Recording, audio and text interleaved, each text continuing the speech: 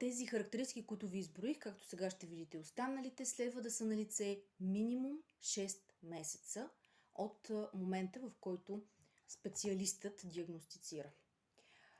Така, групата на хиперактивност, симптоми, които са свързани с хиперактивност и импулсивност, са следните.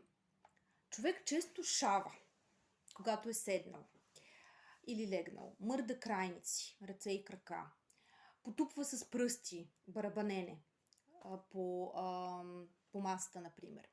Върти се на стола, т.е. това се нарича ажитация, като психиатричен термин.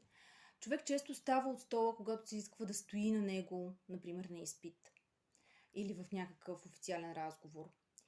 Често тича наоколо и се катери по неподходящи места, това е за децата, а при възрастните те често изглеждат на нокти. Неспокойни, нервни, не могат да стоят на едно място. Човек е неспособен да играе или да участва спокойно в дейности за развлечение. Дори ако това са бордни игри или каквото и да е друго, някаква моторна игра, не може да влезе и спокойно да участва, разсейва се, излиза от играта.